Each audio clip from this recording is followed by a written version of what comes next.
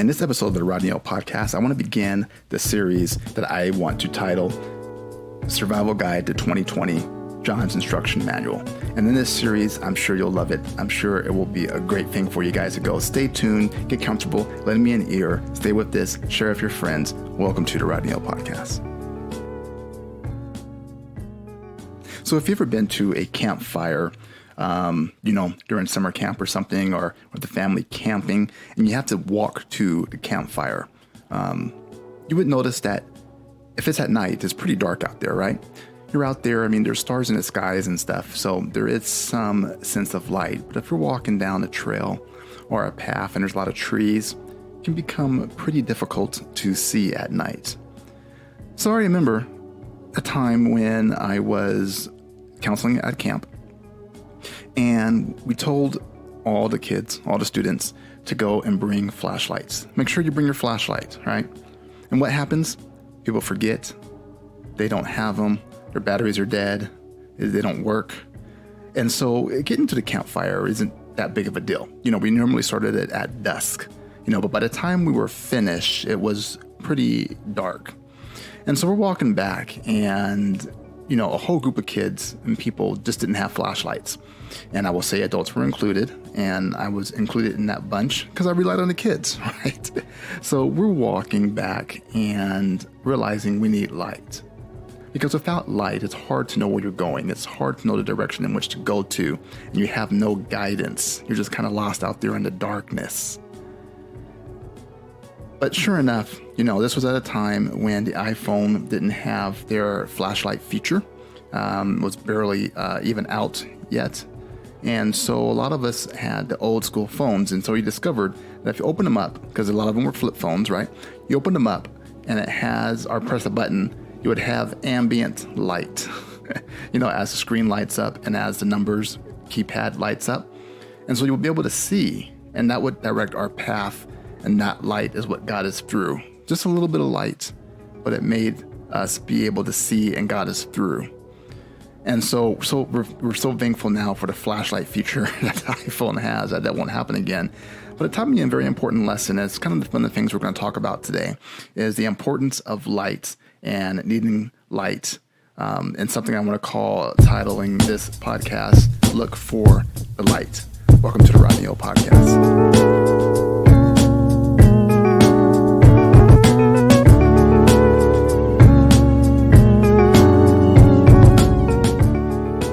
Okay, so today on the Rodney O Podcast, we are in the first of a new series that I want to be bringing to you guys every week. And I kind of titled this series Survival Guide to 2020, John's Instruction Manual. And today we're going to talk about Look for the Light. And that's the title for today, Look for the Light. And so I figured that each week I'll be teaching as we go through the Gospel of John, which is in the Bible, and not to be confused with the books of John, 1 John, 2 John, and 3 John, but the Gospel of John.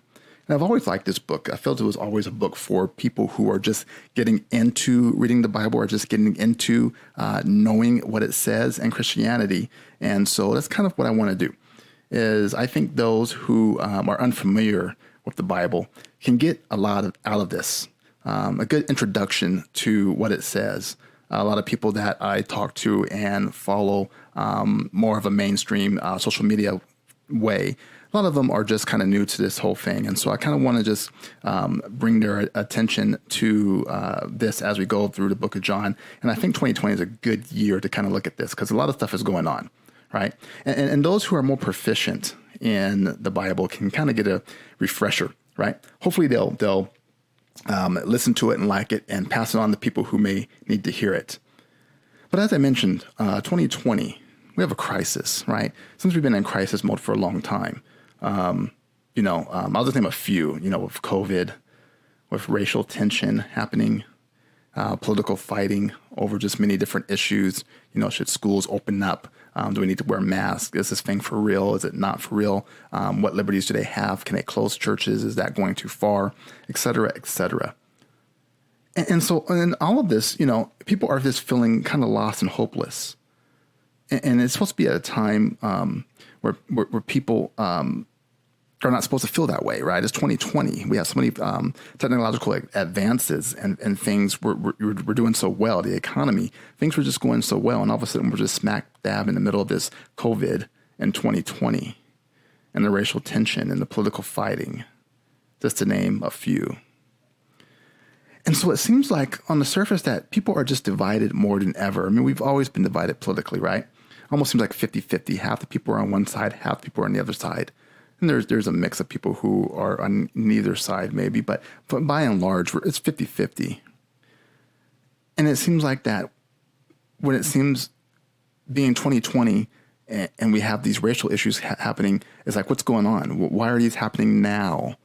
And then we have different sides of people who feel that, how do we address it? What do we do about it? And there's fighting in that. And so we are so divided by opinions, by thoughts, by race, by politics, by actions. It seems like nothing will unify us. Because each person, each group, they pick their side. And they want to be the right person. They want to be on the right side. They want to be the person that says, I am right.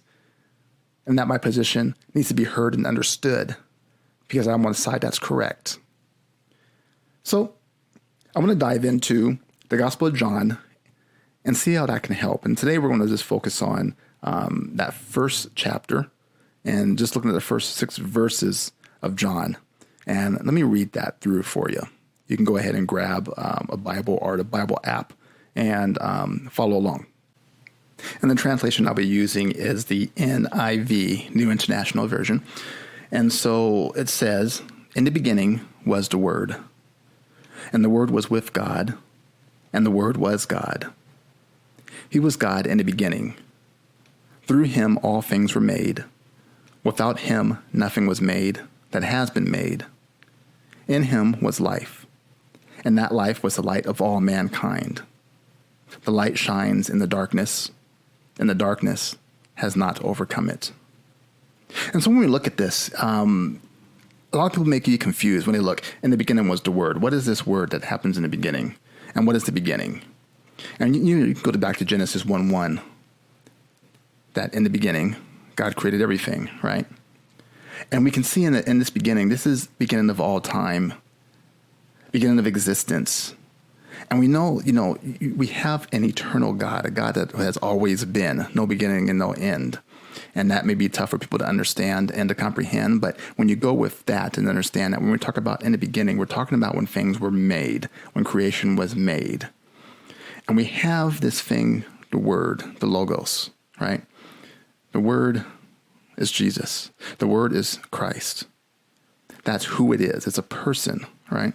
And in the beginning was Jesus. And the Jesus was with God.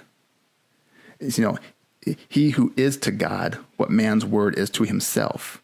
It's the expression of Jesus, the expression of him.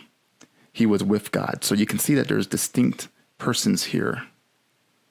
That there is a distinct personality here of Jesus being with God in the beginning. And so sometimes, we get, the idea, we know about, Mary and the virgin birth and everything else. But that's God becoming man, God coming in the flesh, right?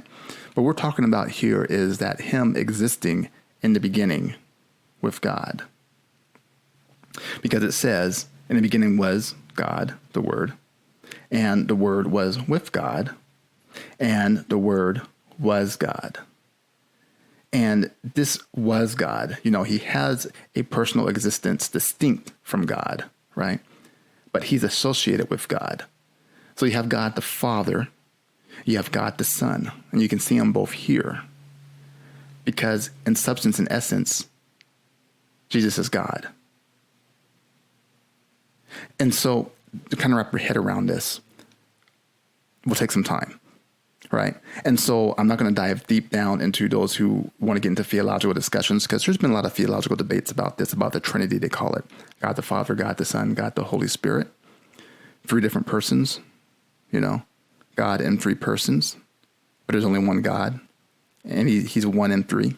So I've even had people call and debate with that. We have different theological views on that. And that's not what I want to get into here now. But I just want people to understand that when it says the word like that logos, the word, because the word is living. It's a living thing. It's living and active, right? If you read a book and kind of go through it, maybe read it like maybe twice, maybe take a novel or something, you kind of know what's in it. You kind of know the plot, storyline, and you're done, unless you really love it and you want to read it again, maybe, but you understand that you're done. But one thing that's interesting about the Bible, there's so many different interpretations. You can read the thing over and over again, and each time you read it, there's something different that you draw from it. It's because it's living. It's organic. It's living and active. Jesus reveals himself to us through the word. That's how we know God. We only know what God revealed to us. We don't know anymore unless he speaks to us directly, right? But by and large, everything that we know from God is he's revealed it to us. And it's the same thing that we have when we see that Jesus is God. Jesus is the Word. And he was with God in the beginning. And so through him, all things were made.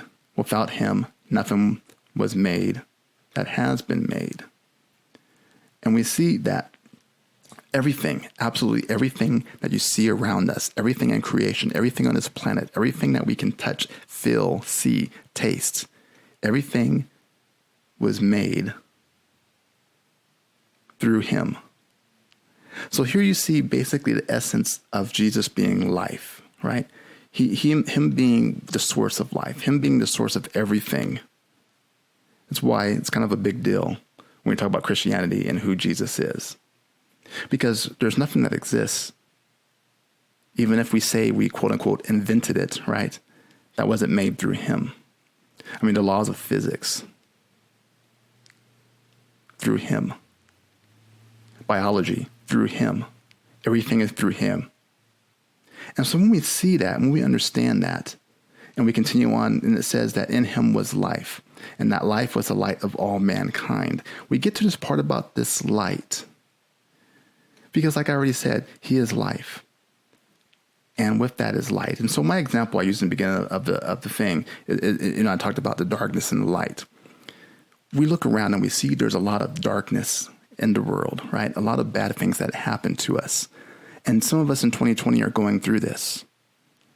And we need to have something that can guide us out. And we need to have something that can kind of show us the way and say, hey, there must be some hope somewhere. And even in our language and when we talk, what do we say? We say, we're going to beat this virus, right? And people have different opinions of how to do it, of what we need and the medicines and everything else. But we understand that, yes, okay, so we're going to beat this somehow. And what gives us this hope? What gives us this morality of saying, like, we want things to be good, right? We want things to get better. We want things to improve. We don't always want to be down in the dumps. What gives us that draw? Well, I want to tell you, it's this light. It's this word. It's this logos. It's this Christ that existed before even everything was created, because he was there in terms of when things were created. It is him that we are drawn to. It is this light that we are drawn to. It's like you're in a dark room and you see a light. You're going to be drawn to that light because then you can go and you can see what's going on. You're going to walk towards it and you're going to say, hey, I need to be able to see because in this darkness, I cannot see a thing. And it's the same thing that's we're going on in 2020. Now, some people may not believe me, right? About, okay, this whole Christ, I don't believe that he existed. And I always say that you have to have faith in something. Either everything started from nothing or everything started from something. Both instances need you to have faith. You need to have faith that just something sparked, blew up, exploded. Something started this whole chain of randomness, right? Or you believe that somebody started it. Now, how did God come from anything else? I just say, wait until you meet him to ask him, because that's something that's not revealed, something that I cannot tell you, right? And then again, I don't want a God that I can fully comprehend and understand and put into a box, because I need him to be bigger than me and bigger than my mind in order for me to follow him. So to continue on, when I look at that, if you were to really be honest with yourself and just look at yourself, you know that you want to follow something that is good. You have this kind of desire and this draw to follow good. And so that's what Jesus is. Let me put another example, right? It's the middle of the night and you're driving home. You go to an intersection and the light is red. Do you run it? Now some will say, maybe, and I understand, like, sometimes I've been at red lights where they take forever and it's not changing and they're not changing, but we still wait, right? Not a majority of us, right? Unless you're drunk or something's wrong with you. You'll go there and you'll stop. Why? That's the right thing to do. There's a sense of morality, a sense of good in that decision you make to stop at that stoplight. Now, if there was nothing drawing us to this morality, drawing our consciousness, our inner beings to being right, to being good, then it wouldn't matter. Hey, there's somebody around, I'm going to blow the light. Now, I know we have laws, right? But if nobody's around to see it, let me just do it. And I know there may be a cop that would be lurking around, but still, by and large, and you might be afraid you might see a car that you didn't see before or anything. But yeah, there's a lot of excuses. But by and large, there's something that draws us to stopping at the stoplight. It's that draw to the light. It's that draw to goodness. And we all have it. Why are people, friendly? Why is it good to be friendly? Why are people friendly? Why are people neighborly? Now, I'm talking, there's people that argue and people who aren't and have issues. I understand that. But by and large, I'm talking about the macro, right? We all have that in us. Because if we go to Genesis, it says we were created in his image. He was here since the beginning. He is the light of all mankind. In him was life, and that life was the light of all mankind. So knowledge, integrity, intelligence, it's all subjection to God, right? It's all the love that we have for him, and it's that draw that we have. And so there's somebody out there that's going through a lot of stuff in 2020, right? And you're just in the darkness.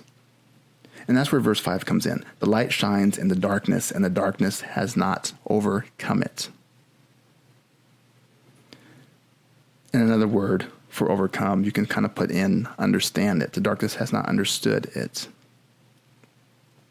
And so if you take a look at everything that God has done, and you're in the darkness and you don't understand this Christianity thing, you don't understand about this Christ, about this light, about this word since it exists from the beginning, who's with God and is God, then I would say keep on learning, keep on being drawn, and keep on going towards him. Because that is the light in your darkness. That is the only way to get out of this darkness, is to follow the light. You can stay in the darkness, and if you stay in the darkness, you're not going to understand. You're not going to understand anything about Christ. But I challenge you to learn more, to stick with this series, to follow him, and see where he takes you. Because I tell you, the things that divide us, I mean, they're all passionate topics and ideas, and they drive a wedge between us. But in all of that, at the core, we all want to be right, or at least understood. We usually feel judged by our labels and how people define us. And this creates a barrier between us, and between our neighbors. And so we need to realize that we all want the same thing, but sometimes we're just unsure of how to achieve it and how to get it. We all want this COVID thing to go away. But some of us, believe, some people are going too far. The mask won't work. You need to do this. But we're all kind of want things to get back to good, to beat this, right? And so again, that is the light that we are all drawn to. We are all looking to go to this light. And so here's some things I want to leave you guys with. First of all, we need to understand that we are drawn to Christ. So just get to know who he is. And for those who don't believe that, are unsure, I just challenge you to keep going, keep diving in, keep looking, because you are drawn to that. You are drawn to that light. And when you resist, you're choosing to stay in darkness, and the more confused you will be, because the darkness doesn't understand the light. And so get out of the darkness. Follow the light. And look to it at all times. Because even when things are bad, even when there's fighting, even when there's racial tension, even when there's this COVID, even though there's politicians that are arguing and we're arguing about politics, even in all of that, guess what? We can find light. We can find the good. Because that's how we're made, and that's what we're drawn to, and that's what keeps us going. And that's why we can understand that we can persevere through anything when we are guided by the light. Because we have that clear vision, that clear path on how to get things back to good.